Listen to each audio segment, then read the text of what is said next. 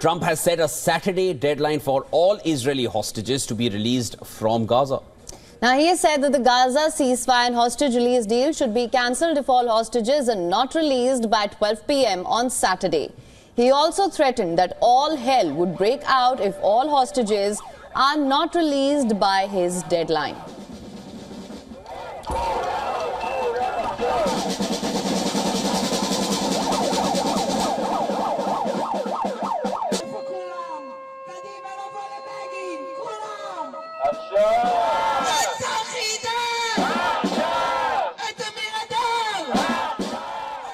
I'd say they ought to be returned by 12 o'clock on Saturday, and if they're not returned, all of them, not in drips and drabs, not 2 and 1 and 3 and 4 and 2. Saturday at 12 o'clock, and after that, I would say all hell is going to break out. And I don't think they're going to do it. I think a lot of them are dead. I think a lot of the hostages are dead. I think it's a great human tragedy what's happened, how people can be that mean to do.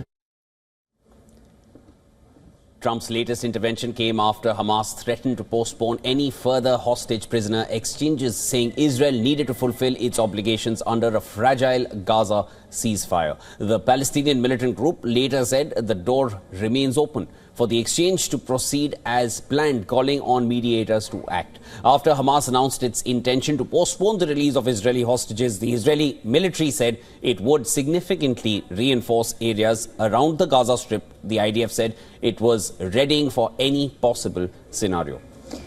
After Hamas's unexpected announcement, hostage families and their supporters took to the streets of Tel Aviv to press the Israeli government not to abandon the ceasefire agreement. People gathered near a fire while chanting slogans and holding signs with photos of the remaining hostages in Gaza.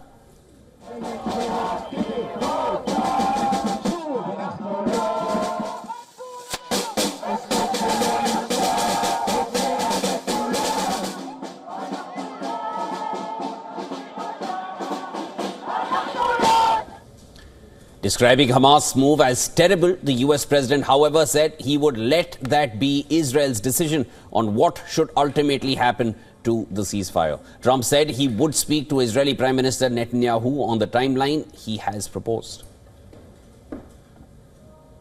You with us? I'm speaking for myself. Israel can override it. But from myself, Saturday at 12 o'clock, and if they're not here, all hell is going to break out. The US president also threatened to conceivably halt aid to Jordan and Egypt if they refuse to take in Palestinians, after he floated a plan to relocate Gazans to the two countries. The threat came after Egypt rejected any compromise that would infringe on Palestinians' rights, after Foreign Minister Badr Abdelati met with his US counterpart in Washington. Trump is due to meet Jordan's King Abdullah II in Washington today. He is also expected to meet with U.S. Secretary of State Marco Rubio, National Security Advisor Mike Waltz, and the President's Special Envoy to the Middle East, Steve Witkoff. Earlier, in an interview with Fox News Channel, Trump said Palestinians would not have the right of returning to the Gaza Strip under his proposal to redevelop the enclave, contradicting his own officials who had suggested Gazans would only be relocated temporarily.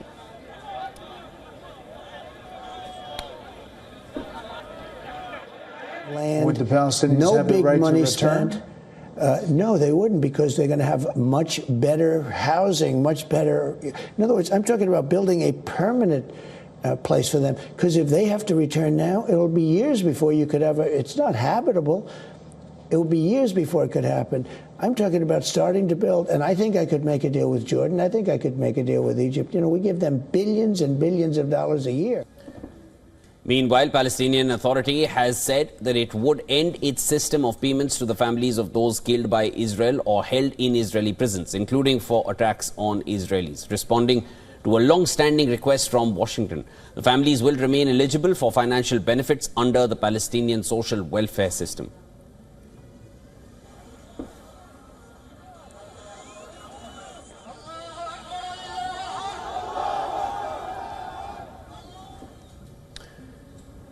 All right, for the latest on this, WION's correspondent Susan Tehrani sent us this report from New York.